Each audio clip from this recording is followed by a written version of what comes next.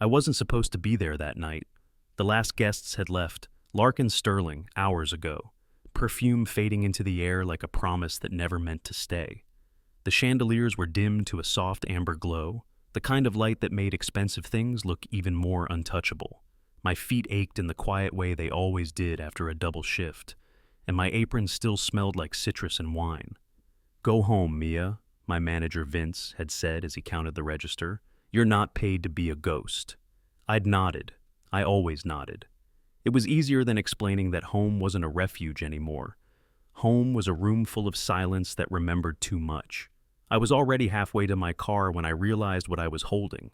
A phone, sleek, heavy, expensive in a way that didn't need a logo to announce itself. I stopped under the streetlight and stared at it as if it might explain how it had ended up in my apron pocket. The lock screen was black, no notifications, no name. Just my reflection, tired eyes, hair pinned too tightly, lipstick that had survived the shift, but not the grief underneath it.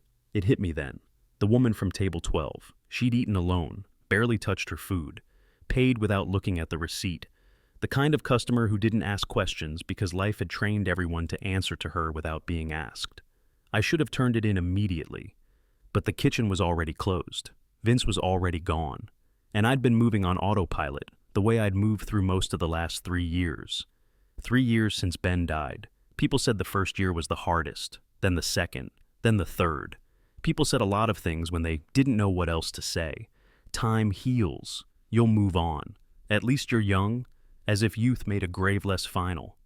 I could have dropped the phone at the restaurant tomorrow morning, but tomorrow morning meant another shift, another forced smile, another night where someone snapped their fingers at me like I was furniture, another return to an apartment that felt like it was waiting to swallow me whole. So I turned around. The valet stand was empty. The street had that late-night hush where the city looked almost kind. I drove with the windows cracked to let the cold air sting me awake, following the GPS to an address the phone had saved under home, a building I recognized instantly. Thompson Industries. The glass tower rose into the night like a polished lie. By day it gleamed. By night it watched.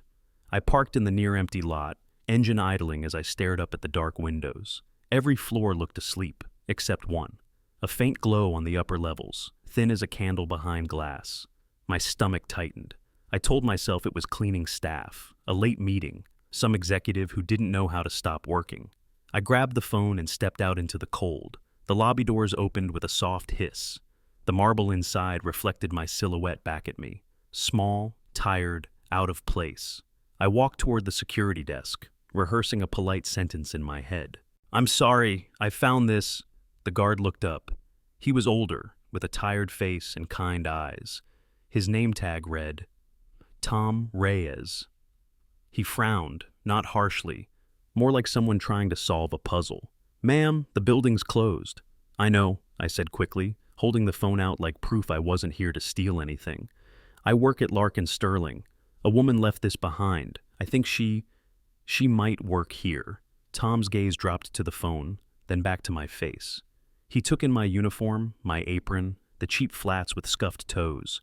His expression softened. "You came back for this?" "Yes," I said. The word felt strange, like a confession. "I didn't want it to disappear." Tom leaned back in his chair, studying me for a second longer than necessary. In that pause, I felt the familiar heat of being judged. People always decided what kind of person I was before I'd even spoken. Then he sighed, rubbing his jaw. "All right, but you're not wandering around. You go up, you drop it off, you come right back down. Understand?" Relief loosened my ribs. "Thank you." He tapped something on his console, and the elevator lit up. As I walked away, I heard him mutter, half to himself, "The things people do just to avoid going home." The words hit me like he'd read my mind. The elevator ride felt longer than it should have. The numbers climbed quietly. My reflection in the mirrored wall looked like someone else, someone who still wore grief like a second uniform. When the doors opened, the hallway was darker than I expected. Motion sensor lights should have clicked on, but nothing happened. I lifted my own phone, turned on the flashlight, and stepped out. The carpet muffled my footsteps. The air smelled faintly of paper and polished wood, a corporate scent that said everything here was controlled. I followed the signs toward reception, planning to drop the phone with whoever was still here. Then I heard it. At first I thought it was a machine, air conditioning, a distant fan, something humming through the vents. But it wasn't mechanical. It was human. A melody, soft and broken, drifting down the corridor like someone trying not to be heard. I stopped. My throat tightened for no logical reason. The sound wasn't loud, but it carried something heavy, something familiar. The way a person sounds when they're singing to keep themselves from falling apart. I shouldn't have followed it. Curiosity is rarely innocent. Sometimes it's just loneliness wearing a different face. But my feet moved anyway, drawn forward as if the hallway itself had turned into a current. The melody led me past glass-walled conference rooms, past the executive lounge, past doors that looked too expensive to touch. And then I saw it. A door slightly ajar at the end of the executive wing. Light spilled out across the carpet, warm and golden in the dark. A nameplate gleamed on the wall beside it. Claire Thompson, CEO. My chest went tight. My first instinct was to turn around and leave. The phone in my hand suddenly felt like a ridiculous excuse. I was a waitress. This was not my world. But the humming came from behind that door, and something stubborn and aching, made me stop. I leaned closer. The light inside flickered softly, as if someone had dimmed the lamps on purpose. The office beyond was enormous. Glass walls, sleek desk, framed photos I couldn't make out from the doorway. And in the center of the room, she was dancing. Not the kind of dance you see at galas, performed for applause. This was slow, private, almost fragile. Claire Thompson was barefoot on the expensive carpet, her suit jacket tossed over a chair like she'd shed her armor. Her hair, auburn, usually pinned with ruthless precision in every interview I'd ever seen, had come loose, falling around her face in soft waves. She wore a red dress beneath her work clothes, a dress that looked nothing like power, and she was crying. Silent tears glimmered on her cheeks as she moved in small circles, eyes closed, as if she were holding someone who wasn't there. For a moment, I forgot how to breathe. I had served thousands of wealthy people. I had watched them laugh easily, complain loudly, demand more than they deserved. But I had never seen one of them look alone, not like this. My flashlight must have shifted. The beam caught the edge of the room because she stopped. Her eyes snapped open. And she saw me. Panic flashed across her face, raw, immediate, like I had caught her committing a crime. Her hands flew toward a pair of heels near the desk, as if shoes could protect her from being witnessed. Her voice shook. I thought everyone had gone home. I should have apologized. I should have stepped back and pretended this never happened. Instead, a quiet truth rose in me, one I'd been starving to say to someone who might understand. I didn't know why I said it. Maybe because I recognized the look on her face. Maybe because I was tired of pretending I was fine, too. My voice came out barely above a whisper. Let me join you. Claire Thompson stared at me, frozen in her own office, as if the words had cracked something open that she'd spent years sealing shut. And I realized, too late, that I had just stepped across a line I might never be able to step back from. And the night was only beginning. For a long moment, neither of us moved. The office felt impossibly quiet, as if the building itself were holding its breath, waiting to see what Claire Thompson would do next, what kind of woman she would choose to be now that she had been seen. I realized my mistake all at once. I was a waitress. She was a CEO. I had just asked her to dance. My fingers tightened around the phone in my hand, suddenly aware of how ridiculous I must look. Apron wrinkled, hair falling loose from a long shift, shoes that squeaked faintly against the carpet if I shifted my weight. I'm sorry, I said quickly, the words tumbling over each other. That was inappropriate. I shouldn't have. I just meant. Stop. Her voice wasn't sharp. It wasn't commanding. It was tired. Claire exhaled slowly, like someone surfacing from deep water. She looked down at her bare feet, then at the space between us, then finally back at my face. You don't even know what you just asked me, she said quietly. I think I do, I replied, surprising myself with how steady my voice sounded. Or at least, I know why I asked. She studied me again, this time more carefully, not like a CEO assessing risk, but like a person trying to decide whether to trust a stranger with something fragile. You work at the restaurant, she said at last. Larkin Sterling. Yes. You found my phone. I nodded and held it out. I didn't want it to get lost. Her fingers brushed mine as she took it. The contact was brief, accidental, and yet it sent a strange current through my chest. Human recognition. That's what it felt like. The small shock of being acknowledged. "Thank you," she said. "Most people wouldn't have bothered." I almost laughed. Most people aren't running from silence, I thought. She set the phone on her desk but didn't sit down. Instead, she walked to the window, arms folding loosely around herself. The city glittered below us, distant and unreal. "I shouldn't be doing this," she said. "Any of this." "Neither should I answered. "But here we are." Her mouth curved, not quite into a smile, something closer to disbelief. "You could lose your job," she said. "People talk, especially when they don't understand." "I know," I said softly. "They already do." She turned to me, eyes narrowing slightly. "How would you know that?" I hesitated. There were 100 answers I could give. The truth was simpler. "Because people always talk," I said, "and because I've been the kind of person they talk about for a long time." She considered that, then surprised me by stepping closer. Just one step, cautious but intentional. "What's your name?" she asked. "Mia," I said. "Mia Carter." She nodded, committing it to memory. Mia. The way she said it made the name feel heavier, like it now belonged to this moment. I gestured vaguely toward the open space in the center of the office. "You don't have to. I mean, dance. I shouldn't have assumed." "No," she said quickly, then paused. "I mean, I don't know, I just—" Her hands trembled slightly as she clasped them together. "I don't do this," she admitted. "I don't let people see me like that. Ever." "I know," I said. "That's why I didn't leave." The words settled between us, honest and unadorned. She swallowed. "Why?" "Because my husband died 3 years ago." The truth pressed against my teeth, ready to spill. But I wasn't sure I was brave enough yet. Not with her. Not here. Instead, I said, "Because you looked like someone trying very hard not to fall apart." Her shoulders dropped a fraction, as if the effort of holding herself upright had finally become too heavy. She laughed once, quietly. "That obvious, huh?" "To someone who knows the feeling," I said. Silence stretched again, but this time it felt different, less dangerous, like the pause between two notes of the same song.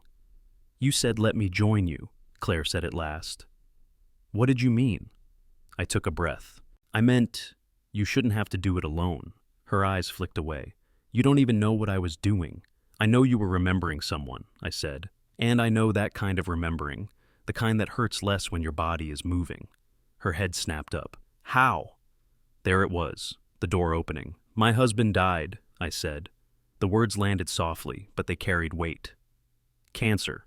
3 years ago. And nights are the worst." Her face changed. Not with pity, but recognition. "People think grief is loud," I continued, "that it looks like crying in public or breaking down. But most of the time it's quiet.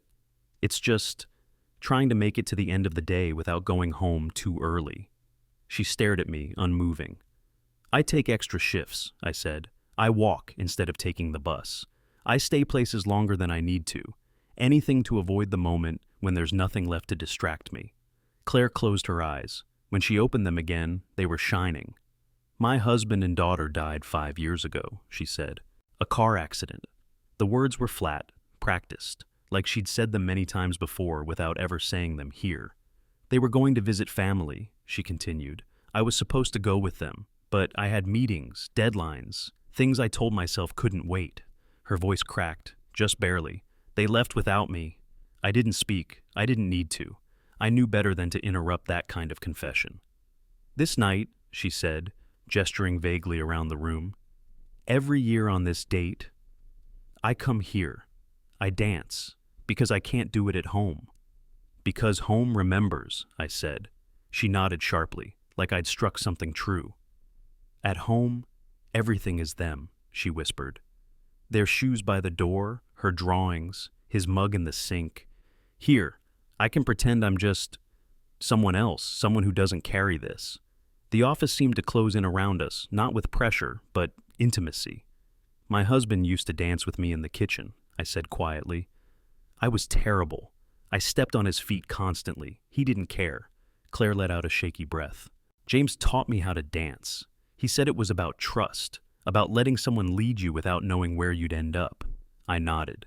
Ben used to say life was just improvisation, pretending to be a plan. She gave a soft, broken laugh. That sounds like something James would have said. We stood there, two women from opposite ends of a world that suddenly felt much smaller, bound by the same invisible thread. So, Claire said slowly, if we did this, if we danced, it wouldn't mean anything more than what it is, I said. Just movement, just not being alone. She looked at my hand. Then, after a long moment, she reached out and placed hers in it. Her palm was cool, trembling. All right, she said, but no music. I nodded. No expectations. We stepped closer, awkward at first, unsure of where to place our hands, how to stand. I kept my distance respectful, conscious of every boundary. And then we moved, not gracefully, not confidently, but honestly. Slow circles, careful steps, two people learning how to occupy the same space without apology. For the first time in 3 years, my chest didn't feel hollow. For the first time in 5, hers didn't look so rigid. When we finally stopped, neither of us pulled away right away. This doesn't change anything, Claire said, as if reminding herself. No, I agreed. It just makes tonight survivable. She nodded. Tomorrow, she said suddenly, would you have dinner with me? 6 o'clock. I always cook too much on this day. The invitation hung in the air, fragile, dangerous, real. Yes, I said, I would. And as I left her office a few minutes later, walking back through the silent halls toward the elevator, I didn't realize yet that I wasn't just returning a phone that night. I was stepping into a story that would refuse to stay quiet. I stood outside Claire Thompson's front door at 5:58 p.m., staring at the wood grain like it might tell me whether this was a mistake. The house was quieter than I expected, set back from the street, framed by hedges trimmed with the kind of care that suggested control, not comfort. Warm light glowed through the front windows, steady and inviting, but my hands were still shaking as I adjusted the bakery box under my arm for the 3rd time. I hadn't owned anything this nice in years. The box held an apple tart I'd bought from a small shop on my walkover. Nothing extravagant, just something warm and familiar. I'd changed my shirt twice before leaving my apartment, finally settling on a simple black blouse. Not a uniform, not armor, just me. I rang the bell. For a second, nothing happened. Then footsteps, soft, deliberate.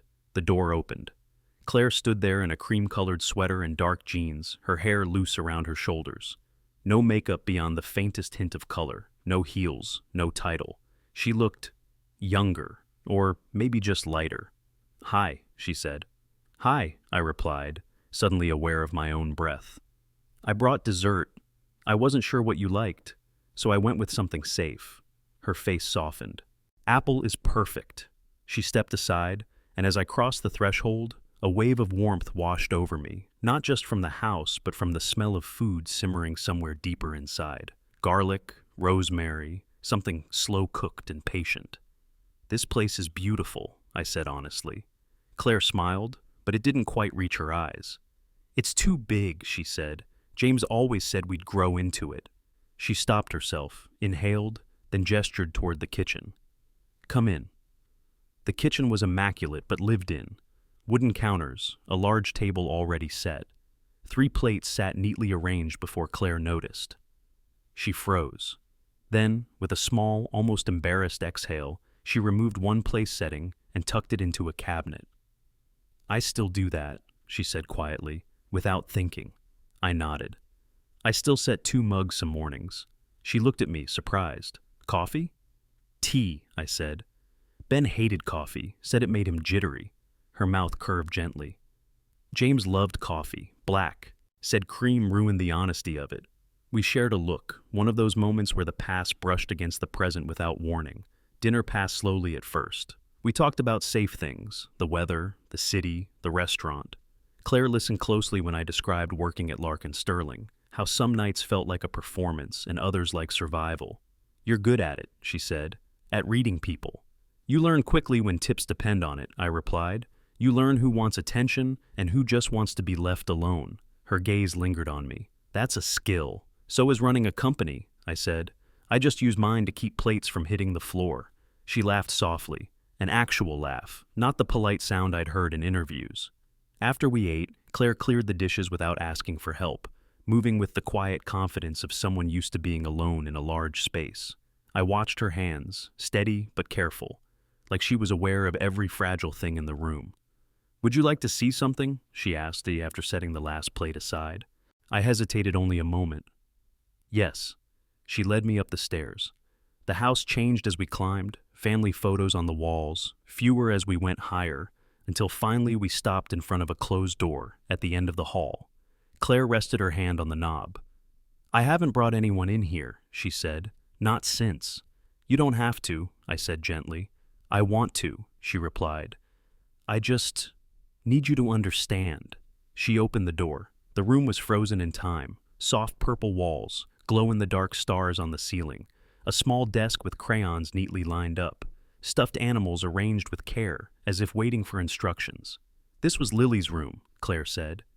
"I keep it exactly the same. Like, if I change anything, it means she's really gone." I swallowed hard. The air felt heavier here, thick with love, that had nowhere to go. "She would have been 10 last year," Claire continued.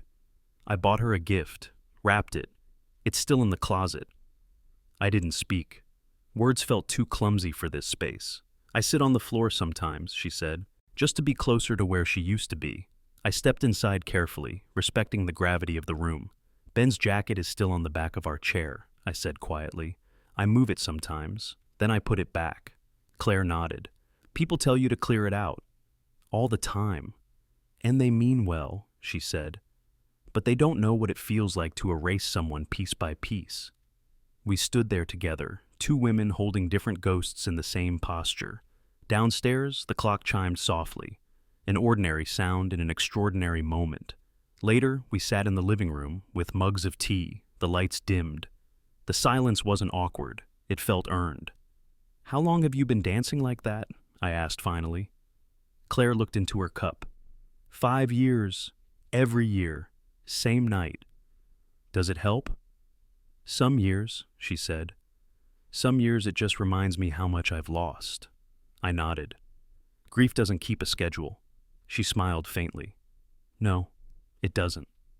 We talked until the sky outside the windows darkened completely. When I finally stood to leave, Claire walked me to the door. "Thank you," she said, "for coming, for listening." "Thank you for inviting me," I replied, "for trusting me." Her hand hovered, then rested lightly on my arm. "Would you like to have coffee sometime, before work?" I hesitated only long enough to recognize the weight of the invitation. "Yes," I said, "I would." As I stepped back into the cool night air, I felt something unfamiliar settle in my chest. Not hope exactly, but possibility. Fragile, uncertain. I didn't know then that this quiet dinner, this room preserved in purple and stars, would soon ripple outward, into hallways, whispers, and judgments neither of us could control. But, for now, I walked home with the rare comfort of knowing I wouldn't dread the silence quite as much. Morning changed everything. Night had given us permission, soft light, lowered voices, the mercy of privacy. Daylight took that mercy back. It sharpened edges, exposed outlines, asked questions without ever opening its mouth. I arrived at Larkin Sterling 15 minutes early and still felt late. The dining room smelled like lemon polish and yesterday's wine. Sunlight spilled through the tall windows, making the white tablecloths look too clean, too honest. "Mia," Vince called from the bar, not looking up. "You're on Section B today. Big lunch crowd." "Got it," I said, tying my apron. I told myself nothing had changed. I was still a server. Claire Thompson was still a CEO. Dinner had been dinner. Grief had been grief. That was all. But the first look told me I was wrong. Jenna, who usually borrowed my pens without asking and complained about tips, glanced up from rolling silverware and went still, not frozen, alert. Her eyes slid from my face to my clothes, then away. "What?" I asked lightly. "Nothing," she said too quickly. "You just look different." I almost laughed. Different was the last thing I felt. I took orders, I poured water, I smiled the practiced smile that lived just above my sadness and below my eyes. But I felt watched in a way I hadn't before, as if something invisible had shifted and everyone sensed it. At 11:30, my phone buzzed in my pocket. Unknown number. I ignored it. 2 minutes later, it buzzed again. I stepped into the service hallway and checked the screen. Claire, good morning. I hope you got home safely. My breath caught. Not because of the message, because of how normal it was. No titles, no distance, just concern. Me. I did. Thank you. I hope you slept. A pause. Then, Claire, a little. Today might be loud. If anything feels uncomfortable, please tell me. I stared at the words. She wasn't asking for secrecy. She wasn't pretending nothing existed. She was naming the thing we both felt. Me. I will. You too. I slid the phone back into my pocket and leaned my head briefly against the cool wall. Daylight, I reminded myself. Breathe. By noon, the whispers had found me. They didn't come all at once. They never do. They came in fragments, glances that lingered a beat too long, conversations that stopped when I passed, a server I barely knew asking. So, you been busy after work lately? I shrugged. Just tired. The lie tasted flat. At 12:47, Table 7 asked for a manager. Nothing unusual. But when Vince returned, his expression was pinched in a way I recognized. Everything okay? I asked. He hesitated. Customer said you seemed distracted. I swallowed. I'm fine. He studied me for a second longer, then nodded. All right, just keep it tight, okay? I did. I always did. Across town, Claire Thompson faced a different kind of daylight. Her assistant, Janet Vale, closed the office door behind her with unusual care. They're already asking, Janet said without preamble. Claire didn't look up from her laptop. Who is they today? Board members, 2 of them, and legal. Claire finally raised her eyes. About what? Janet exhaled. About optics. Claire's jaw tightened. We haven't done anything. I know, Janet said. That's not the point. Silence stretched, taut as wire. They heard you left with someone last night, Janet continued carefully. Someone not internal. Claire leaned back in her chair, folding her hands. I left with a person. That's allowed. Janet nodded. It is, but you know how it works. They don't fear scandal. They fear softness. Claire almost smiled. Almost. Send them my schedule, she said calmly. And the Q3 numbers. Janet hesitated. They're circling, Claire. If this becomes a narrative, then I'll replace the narrative with data, Claire said. That's my job. Janet watched her, concern etched deep. And the waitress? Claire's gaze sharpened. Her name is Mia. Janet raised her hand slightly. I'm not judging, I'm warning. Claire nodded once. Duly noted. By mid-afternoon, the warning reached me too, without names, without accusations. A regular at the bar leaned in and said, You know, it's not smart to get noticed around here. Another server murmured, People don't like it when lines blur. I wanted to ask whose lines exactly. Instead, I nodded and kept moving. At 4, my phone buzzed again. Claire, are you all right? I hesitated. I didn't want to make her responsible for my discomfort. I also didn't want to lie. Me. People are curious. I'm okay. 3 dots appeared, disappeared, appeared again. Claire, I'm sorry. You shouldn't have to carry that. Me. I've carried worse. That was true. And also a warning I didn't fully understand yet. When my shift ended, I walked instead of taking the bus. The city was bright, unforgiving. Shop windows reflected a version of me that looked steadier than I felt. At home, I set my keys down and waited for the quiet to pounce. It didn't. It hovered, unsure. I brewed tea and stood at the counter, remembering the extra plate Claire had put away, remembering how easily daylight turned warmth into rumor. I checked my phone one last time. Claire, coffee tomorrow morning, same time we said? My thumb hovered. Yes meant courage, no meant retreat. Me, yes. The reply came quickly. Claire, good. And Mia, thank you for not pretending today didn't happen. I closed my eyes. Daylight, I thought. We can do daylight. But as I lay in bed that night, listening to the city settle, I sensed the current shifting, moving from quiet connection to something heavier, something that would demand more than shared grief and careful words. Because whispers don't stay whispers for long. The boardroom had never felt cold to Claire Thompson before, not in the literal sense. The room was climate-controlled, balanced to perfection, air measured, light diffused, silence curated. It was designed to reassure people like the men and women seated around the table that everything here was under control. But that morning, the cold came from somewhere else.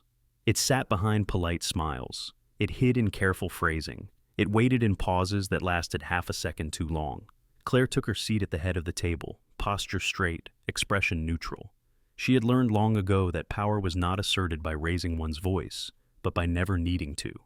"Thank you all for joining on short notice," said Martin Hale, the board's interim chair, folding his hands. "This won't take long." That sentence was always a lie. They began, as they always did, with numbers. Quarterly growth, market expansion, projections. Claire answered each question with precision, her mind moving cleanly through charts and trends. She gave them nothing to doubt. She never did. And yet, the real agenda waited patiently. "Mood seems different lately," Martin said at last, his tone almost conversational. "Don't you think?" Claire didn't blink. "Different how?" "A little softer," another board member offered. "More personal." Claire inclined her head. "I'm not sure I follow." "That's precisely the issue," Martin said gently. "Perception." There it was. "Perception of what?" Claire asked. "Of boundaries," someone else said. "Of focus." Claire exhaled through her nose. "My focus has delivered record profits for 4 consecutive quarters." "No one is disputing that," Martin replied. "But leadership is not only about results. It's about confidence, stability, and optics," added a woman near the far end of the table, not unkindly. "Our investors expect consistency." Claire's jaw tightened almost imperceptibly. "If this is about my personal life," she said calmly, "then I fail to see how it is relevant to—" "We're not discussing details," Martin interrupted smoothly. "Only risk. Risk, that word again. Always vague, always sharp." "People talk," Martin continued. "And when people talk, narratives form. Narratives can distract." Claire leaned back slightly, folding her hands on the table. "So can fear," she said, "and rumor, and assuming weakness where there is none." Silence. The board members exchanged glances, subtle, practiced. "We're simply advising caution," Martin said. "That's our role." Claire met his gaze evenly. "Then allow me to advise clarity." The meeting ended without resolution, without accusation, but with something heavier than either. A warning. Across the city, Mia Carter felt the weight of that warning without ever hearing the words. It arrived instead in small, precise cuts. A schedule change that pushed her to closing shifts 3 nights in a row. A manager's tone that cooled just enough to notice. A guest who looked her up and down and said, "So, you're the one." She smiled through it. She always smiled. But something in her chest had begun to pull inward, like a muscle bracing for impact. By Friday, even Jenna wouldn't meet her eyes. "You okay?" Mia asked finally, as they rolled silverware side by side. Jenna hesitated. "You know how this place is." "I know how people are," Mia replied quietly. Jenna swallowed. "Just be careful, okay? This isn't the kind of room where people like surprises." Mia almost laughed. "People like me," she thought. "That's what you mean." That night, after her shift, Mia didn't go straight home. She walked. She passed bars where laughter spilled onto sidewalks, couples leaning into each other like gravity was optional. She kept moving until her legs burned, and the city blurred into lights and noise. When she finally reached her apartment, she didn't turn on the overhead light. She brewed tea and sat at the small kitchen table, staring at the empty chair across from her. Ben used to sit there. Ben used to tell her when to stop worrying. Ben used to say guilt was a trick, the mind's way of punishing itself for surviving. Her phone buzzed. "Claire, can we talk?" Mia stared at the screen for a long moment before replying. "Me, of course." The call connected instantly, as if Claire had been waiting with the phone already in her hand. "I'm sorry," Claire said before Mia could speak. Her voice was steady, but underneath it, something strained. "This is moving faster than I expected." Mia closed her eyes. "You don't have to explain." "I do," Claire replied, "because this isn't just noise. They're using it. Not directly, not yet, but they're shaping it." Mia swallowed. "I figured." There was a pause. "I don't want this to hurt you," Claire said. "You didn't ask for any of it." "I know," Mia said. "And I'm not fragile." "I know that too," Claire replied softly. "That's not what scares me." "Then what does?" Claire hesitated. When she spoke again, her voice was quieter. Guilt, she said. They know how to use it. Mia leaned back in her chair, staring at the ceiling. How? They talk about James, Claire admitted. About Lily, about honoring the past, about timing. Mia felt something flare, hot and sudden. That's not concern, she said. That's control. I know, Claire replied. But knowing doesn't make it stop working. Silence stretched between them, thick with everything unsaid. I don't want to be the reason you doubt yourself, Mia said at last. Claire's breath caught. You're not. I don't want to be something you have to defend, Mia continued. Or hide. You're neither, Claire said firmly. But they want me to believe you are. Mia closed her eyes. She had lived her whole life learning how to make herself smaller so other people could stay comfortable. She had learned when to apologize, when to retreat, when to disappear, and suddenly she understood the shape of the trap being laid between them. Claire, she said gently, you don't owe anyone your pain. I know, Claire whispered, but they make it feel like I do. They ended the call without solutions, only honesty. That night, Claire stood alone in her office long after the lights on other floors went dark. She didn't dance. She stared out at the city, phone in hand, replaying voices that weren't there. Board members, investors, a former partner whose words had once carried weight. Gregory Hale. The name surfaced like a bruise pressed too often. He had called earlier that day. She hadn't answered. He would call again. Claire knew it. And somewhere deep inside, she sensed that the next battle wouldn't be about rumors or optics, but about who got to decide when grief was allowed to loosen its grip. Because guilt, once invited in, never arrives alone. Gregory Hale called at 7:12 a.m. Claire was already awake. She had learned over 5 years that sleep on certain mornings was an illusion, something her body pretended to want but never truly accepted. The date sat heavy in her chest like a stone she carried from room to room, pretending it wasn't there. The phone buzzed once on the nightstand, then again. She stared at the screen until it went quiet, the name still glowing in her mind long after the vibration stopped. Gregory Hale? She hadn't seen him in years, not since the company was small enough to fit into a single rented office, not since James used to bring coffee for everyone and joke about how Gregory took everything too seriously. Gregory had been there when it all started, which meant he knew exactly where to aim. The phone buzzed again, this time a text. We should talk. I'm worried about you. Claire closed her eyes. Worry had always been Gregory's favorite disguise. She didn't answer.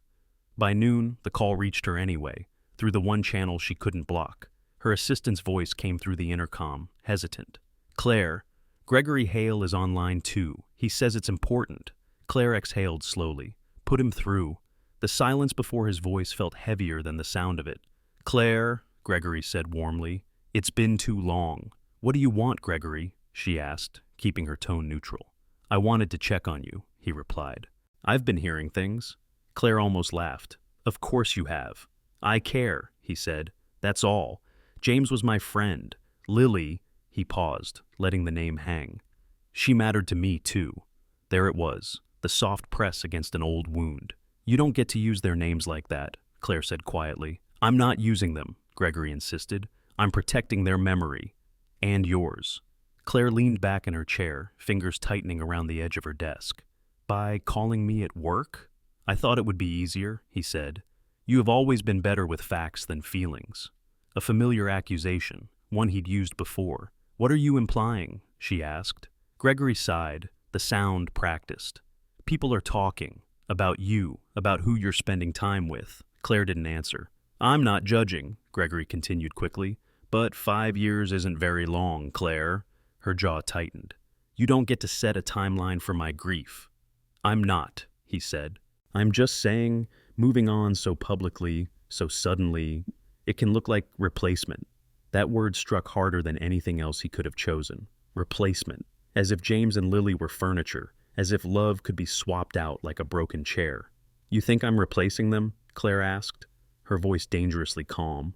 I think you're hurting, Gregory replied. And sometimes when people hurt, they make choices they later regret. Claire stood, pacing toward the window. The city below looked distant, unreal. And what choice would that be? She asked. Letting someone fill a space that should stay sacred, Gregory said gently. Silence fell, thick, suffocating. You don't know her, Claire said finally.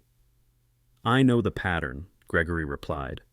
Grief, loneliness, attachment, I've seen it before. Claire stopped walking. What you're doing, Gregory continued, doesn't honor James. It doesn't honor Lily. That did it. Enough, Claire said sharply. You don't get to decide how I honor them. I'm trying to help, Gregory said. If you keep this up, people will question your judgment. The board already is. Claire's hand clenched into a fist. So, this is about the company, she said. Not concern. It's about everything, Gregory insisted. You built this with James. With me. You can't risk it for... For what? Claire snapped. For happiness? Gregory paused. I'm saying think carefully, he said. You've worked too hard to let emotion undo you. The call ended shortly after. Polite, clean, devastating. Claire stood alone in her office, staring at her reflection in the glass. Undo you. The words echoed long after Gregory's voice was gone. Mia felt the distance before she understood it. Claire's replies came slower that week, shorter, still kind, but careful, like someone learning to step around broken glass. Coffee was canceled. Once, then again. Work emergency. I'm sorry. Another day, Mia typed, of course each time, then stared at the screen after, waiting for a feeling that never quite arrived. At Larkin Sterling, the pressure sharpened. A guest asked to be moved from her section. A manager reminded her, twice, to keep things professional. Her hours were adjusted again, subtly but deliberately. By Thursday night, she was exhausted in a way that sleep wouldn't fix. She found herself walking toward Thompson Industries without quite deciding to. The building loomed ahead, lights mostly dark. Familiar now. Tom at the desk looked up in surprise. Everything okay, Mia? She hesitated. Is Claire still here? Tom glanced at the monitor. Upper floors. Been a long day for her. Mia nodded. Thanks. She didn't ask permission. Tom didn't stop her. The elevator hummed softly as it carried her up. The same path she'd taken weeks ago when everything had still felt fragile but possible. Claire's office door was closed this time. Mia knocked once, softly. No answer. She knocked again.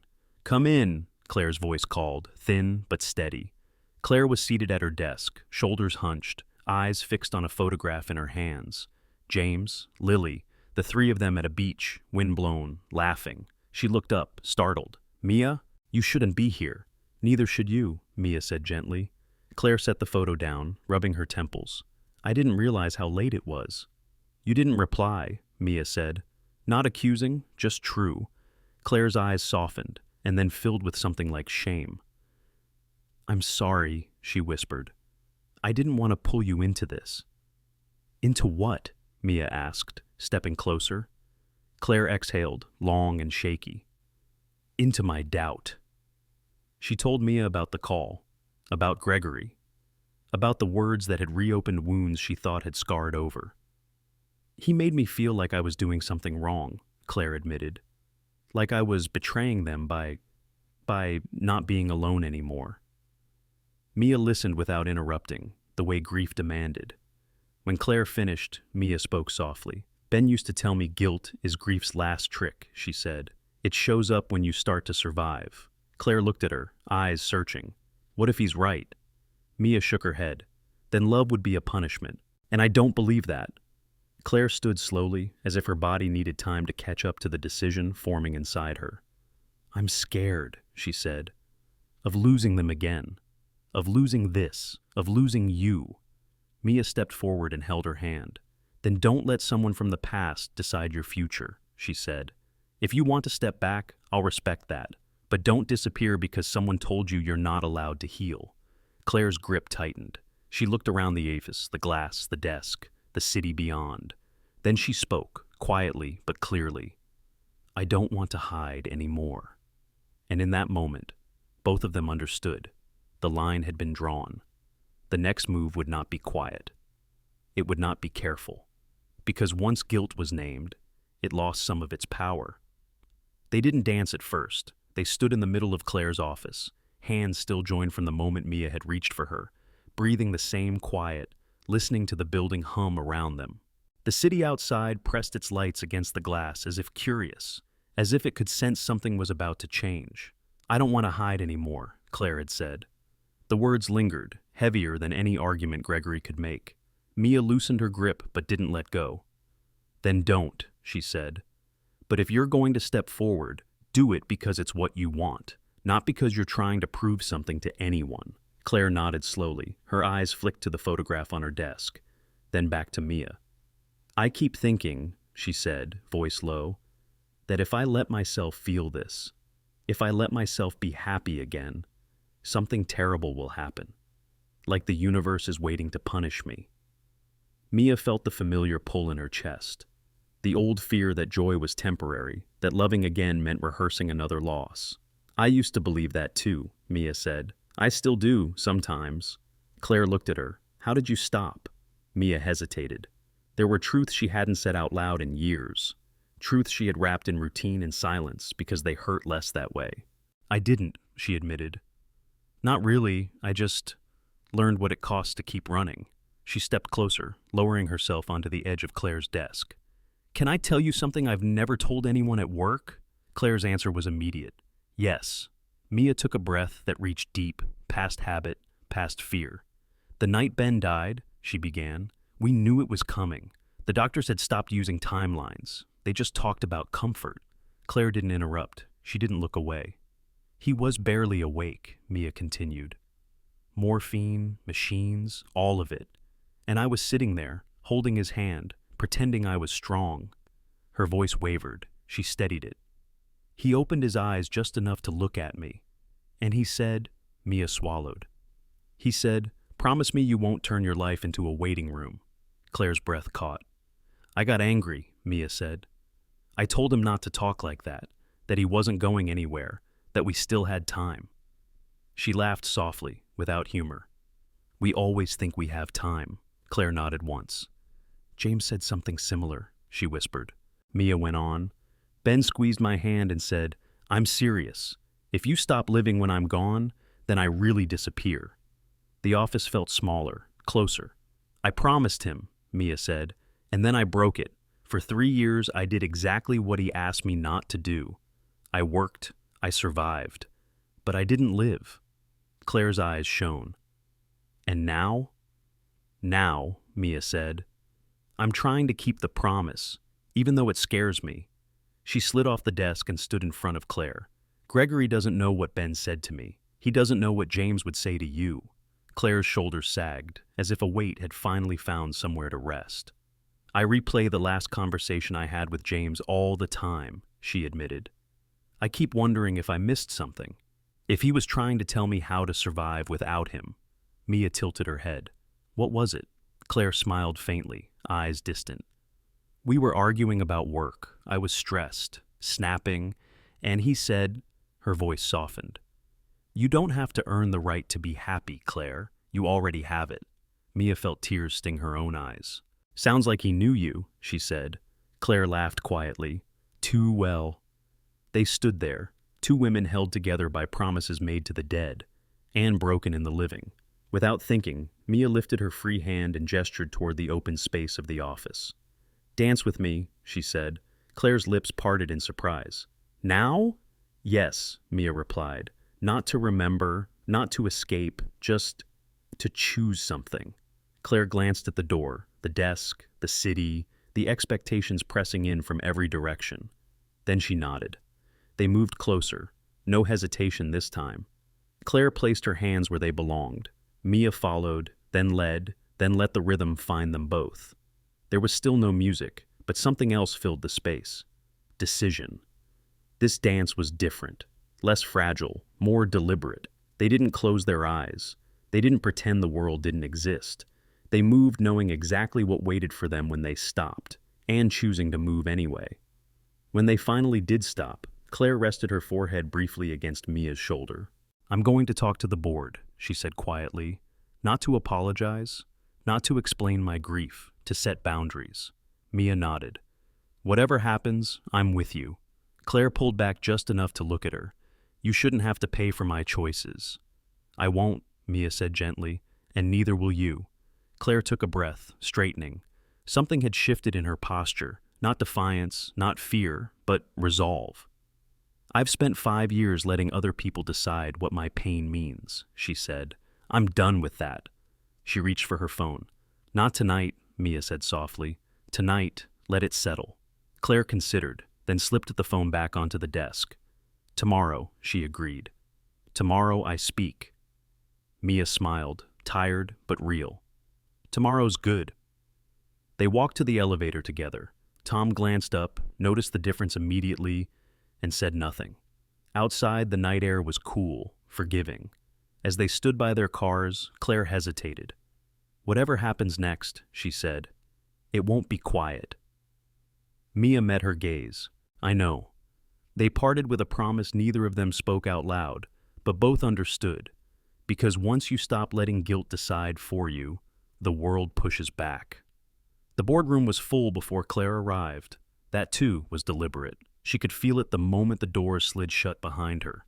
The subtle rearrangement of power, the way chairs had been angled slightly inward, the way the lights were brighter than usual, the blinds half open as if transparency itself were being staged. She took her seat anyway, not at the head, at the side. It was a small thing, but it mattered. "Thank you for coming," Martin Hale began, hands folded, voice smooth as ever. "We'll keep this efficient." Claire nodded once. "I appreciate efficiency." A few board members exchanged glances. They always did when she matched their tone instead of yielding to it. "We've had concerns raised," Martin continued, "regarding recent perceptions. Public-facing leadership requires stability." There it was again, the word they loved, stability, as if it were a glass dome that could crack if someone breathed too deeply inside it. Claire didn't interrupt. Another member leaned forward. "This isn't personal, Claire. It's fiduciary. Investors want reassurance." "Reassurance of what?" Claire asked calmly. "That nothing has changed," Martin said. Claire tilted her head. "Something has changed." Silence rippled around the table. "Clarify," Martin said carefully. Claire opened the folder she'd brought. Not thick, not dramatic, just precise. "Over the past year," she said, "we've exceeded projections by 12%. Attrition is down. Innovation spend is up without margin erosion. These outcomes did not happen in a vacuum." She slid the first page forward. "They happened because this company runs on people, not on fear of rumor. A murmur, quiet, contained. However," Claire continued, "I've noticed an increase in internal speculation about my private life. That speculation has begun to affect staff who are not in positions of power." She paused, letting that land. "That," she said, "is unacceptable." Martin's expression tightened. "No one here is targeting employees." "No," Claire agreed. "You're creating conditions where targeting becomes inevitable." She turned the next page. "Effective immediately, I'm proposing 3 changes." She raised one finger. "First, a formal non-retaliation clause protecting all employees from adverse action based on rumors, associations, or perceived proximity to executive leadership, provided performance standards are met." A second finger. "Second, an independent review protocol for promotions and scheduling decisions, overseen by HR and audited quarterly. Transparency protects everyone." A third. "Third, a clear separation policy outlining that executives' lawful personal relationships are not grounds for professional scrutiny, unless demonstrable conflicts of interest exist." The room was very quiet now. "This is aggressive," someone said finally. Claire met their gaze. "It's humane." Martin leaned back. "You're asking us to codify discretion." "I'm asking you to codify dignity," Claire replied. Another board member frowned. "This could be perceived as reactive." Claire didn't blink. "It is responsive to a problem you helped create." Martin's jaw tightened. "And if we refuse?" Claire folded her hands. "Then you'll be publicly affirming that this company values silence over fairness." That landed, not as a threat, as a fact. Martin exhaled slowly. "And your personal situation?" Claire held his gaze. "Is not a risk." "Some would disagree," he said. "Some always do," Claire replied. "That has never stopped progress." The vote wasn't unanimous, but it passed, barely. When the meeting adjourned, Claire stayed seated as the room emptied around her. The chairs scraped softly against the floor, papers shuffled, decisions pretended they had been easy. Janet appeared in the doorway a moment later. "You did it," she said quietly. Claire closed her eyes for half a second. "We did." Janet hesitated. "There may still be consequences." Claire nodded. "I know." The consequences arrived faster for Mia. At Larkin Sterling, the manager called her into the office before her shift. The door closed. The air felt stale. "This isn't working," Vince said, avoiding her eyes. Mia stood straight. "My numbers are solid." "They are," he admitted, "but the situation has become distracting." "For who?" Mia asked. Vince sighed. "This place survives on discretion." "So do people," Mia said quietly. He flinched. "I'm not firing you," Vince said quickly. "I'm offering you fewer hours, for now." "For how long?" He hesitated. "We'll see." Mia nodded. She'd expected this. Still, it hurt in a way that felt old and familiar. She stepped back onto the floor, tied her apron, and worked her section with the same precision she always had. Plates delivered, smiles placed, pain tucked neatly away. When her shift ended early, she didn't protest. She walked. By the time her phone buzzed, the sun was already setting. "Claire, are you somewhere safe?" Mia smiled faintly. "Me. Walking." "I'm okay, Claire. I need to see you." "Me. So do I." They met not at the office, not at home, but at a quiet cafe neither of them had ever been to before. Neutral ground. Claire arrived first, posture tired, but eyes steady. "I pushed," she said without preamble. "They pushed back." Mia nodded. "They always do." Claire reached across the table. "They cut your hours." "Yes." "I'm sorry." Mia shook her head. "Don't be. This was always going to surface." Silence settled, not heavy, just real. "I don't want to rescue you," Claire said carefully. "I don't want to blur lines or give anyone ammunition." Mia met her gaze. "I don't want to be rescued." Claire nodded, relief flickering. "Then let's do this right." They sat there, two women choosing precision over impulse. "We'll document everything," Claire said. "If they touch your employment beyond policy, we respond through the system." Mia smiled faintly. "You're still a CEO?" "And you," Claire said softly, "are still a force." They parted without promises, only plans. That night, Mia stood in her apartment and looked at Ben's jacket hanging on the chair. She didn't move it. She didn't need to. Across the city, Claire stood alone in her office and looked at Lily's photograph, not with guilt, but with resolve. Neither of them knew exactly how the next days would unfold. They only knew this. They had stopped bowing. The first thing Mia noticed was the silence. Not the familiar kind, the tired hush of an apartment at night, or the pause between breaths when grief sat beside you. This silence was sharper, intentional. It hummed with the awareness that something had shifted and everyone was pretending not to notice. At Larkin Sterling, her name disappeared from the schedule, not crossed out, not replaced, just gone. She stood in front of the bulletin board longer than necessary, scanning the columns twice, then a third time, as if the letters might rearrange themselves out of pity. "Mia," Jenna's voice came from behind her, "you're not on tonight." "I see that," Mia said evenly. Jenna bit her lip. Vince said it was temporary. Temporary had always been the word people used when they didn't want to say, "We're testing how far we can push you." Mia untied her apron slowly, folded it with care, and placed it in her bag. The motion felt ceremonial, like saying goodbye without being allowed to name it as such. She walked out through the service entrance instead of the front. Old habit, survival habit. Outside, the city was bright and loud and indifferent. People hurried past her with places to be, lives intact. She stood still until the urge to shrink passed. Then she took out her phone. "Me. They took me off the schedule." The reply came almost instantly. "Claire. I know. Janet just told me." "Me. I didn't want you to hear it from someone else." "Claire. I'm coming to you." "Me. Don't. Not yet." Mia closed her eyes. "Me. This is the part I need to stand through myself." There was a pause, longer this time. "Claire. Tell me where you are." "Me. At home." "Claire. Then I'll wait, but I won't disappear." Mia felt something loosen in her chest at that. She set the phone down and leaned against the kitchen counter. Ben's jacket still hung on the chair. The apartment still knew his name. But for the first time in weeks, the quiet didn't feel like punishment. It felt like space. Across the city, Claire Thompson faced a different kind of erasure. An emergency meeting had been added to her calendar without explanation. 3 board members, legal counsel, HR, no agenda. She arrived exactly on time. Martin Hale didn't bother with pleasantries. "We've received formal complaints," he said, folding his hands, "regarding perceived favoritism and reputational risk." Claire sat back, composed. "From whom?" "That's confidential." "Then so is my response," Claire replied calmly. A lawyer cleared his throat. "This doesn't need to escalate." "It already has," Claire said.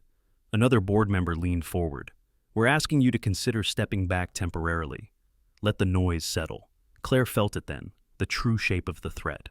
"Step back from what?" she asked. "Decision-making, public appearances, certain internal approvals." "You're asking me to disappear," she said flatly. "We're asking you to protect the company." Claire smiled, not warmly. "I built this company," she said, "and I will not protect it by sacrificing someone with less power than me." Silence struck hard. "You're referring to the waitress," Martin said carefully. Claire's gaze sharpened. "I'm referring to an employee in this ecosystem who has been punished for proximity alone." "That's an interpretation," someone muttered. "No," Claire said. "It's a pattern." She stood. "If you suspend me," she continued, "you confirm the narrative that leadership here requires emotional isolation and moral cowardice." Martin's voice hardened. "Be careful, Claire." Claire nodded once. "I am." She left the room without waiting for permission. They met that evening in Claire's office, not to hide, not to soften the moment. Mia stood near the window, arms folded loosely, posture calm but resolute. "They're pushing you out," Mia said quietly, not turning. "They're trying," Claire replied, "by pushing you first." Mia nodded. "Classic." Claire stepped closer. "I won't let them." "I know," Mia said, "but I don't want this to be you saving me." Claire stopped beside her. "It isn't." She handed Mia a folder. "What's this?" "A record," Claire said. "Schedules, messages, policy deviations, everything that happened after the rumors started." Mia flipped through the pages, recognition tightening her throat. "You were preparing," she said softly. "I learned the hard way that truth needs paperwork," Claire replied. Mia closed the folder. "Then here's my part." She reached into her bag and pulled out her resume. Not polished, honest. "I went to school for accounting," she said, "before Ben got sick. I never finished, but I know numbers, systems, how money moves." Claire looked at the paper, then at her. "You're not asking for a job." "No," Mia said. "I'm asking for a process." Claire's eyes softened. "You want to apply." "Publicly," Mia said. "Through the system. No favors, no shortcuts." Claire nodded slowly. "That will make them angry."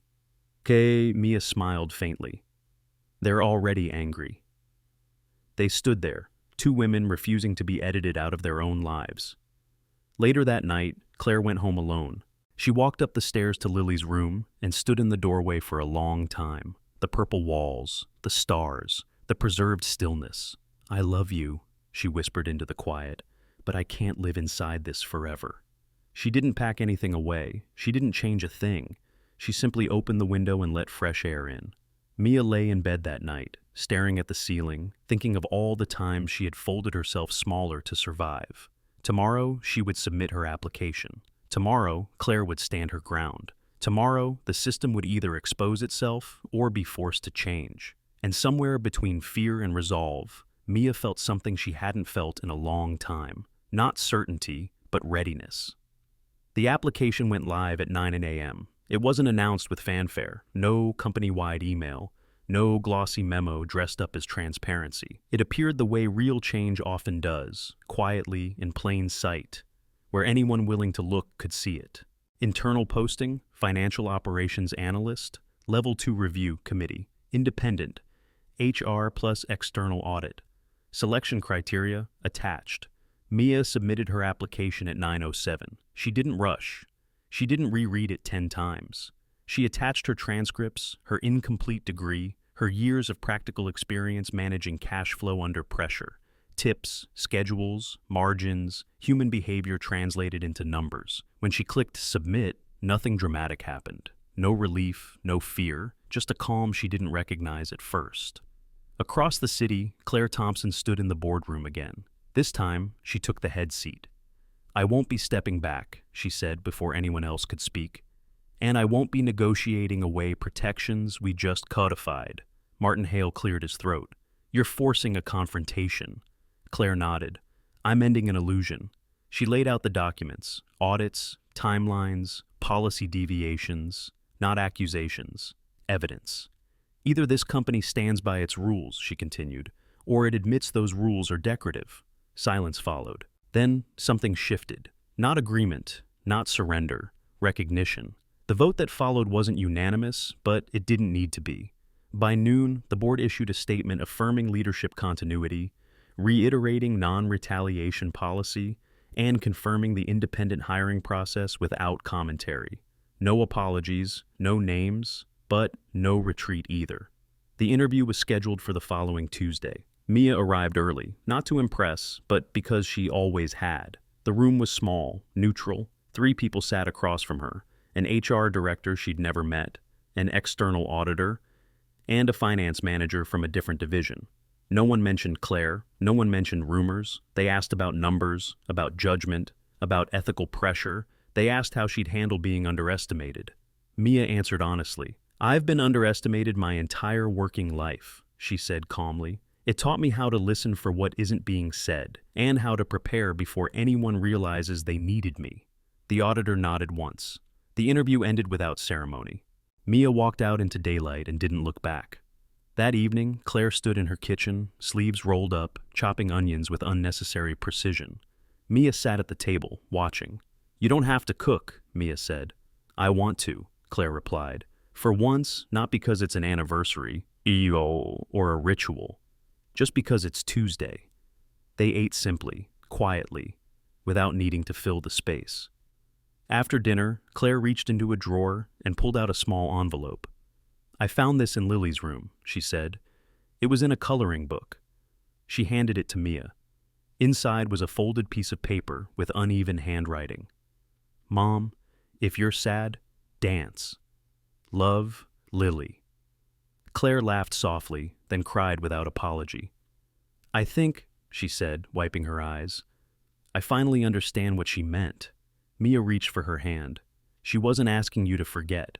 "I know," Claire said. "She was asking me to keep moving." They stood together in the living room, not to perform, not to escape, but to acknowledge what had carried them here. They danced. No grief ritual, no defiance. Just 2 people in the present tense. The offer came on Friday. Position offered, financial operations analyst, level 2 start date, pending acceptance. Mia read it once, then again. Then she closed the email and went for a walk. When she returned, she accepted. That night, she packed away her apron, not ceremonially, not with anger. She folded it, placed it in a box, and slid it under the bed. Some chapters didn't need to be destroyed to be finished. Weeks passed. The company adjusted, not perfectly, but visibly. Schedules stabilized. Whispers lost momentum. The policy lived because it had to, because someone had tested it and refused to blink. Mia learned the language of spreadsheets and meetings, of calendars and quiet authority. She listened more than she spoke. When she spoke, people listened. Claire watched, not from above, not from a distance, but with respect. They kept their boundaries clear, their affection private, their integrity public, and slowly, the building learned a new rhythm. One evening, months later, Claire stood at the window of her office as the city settled into night. Mia joined her. "Do you miss it?" Claire asked. "The dancing here, the secrecy," Mia considered. "I miss the moment," she said. "Not the need," Claire nodded. "I opened Lily's window today," she said. "Left it open all afternoon," Mia smiled. "That's a good start." They stood there, not holding hands, not making promises, just present. Because love didn't require spectacle, healing didn't require permission, and the quiet people, when they stopped waiting, didn't need the music to keep moving. They had learned how to carry it with them.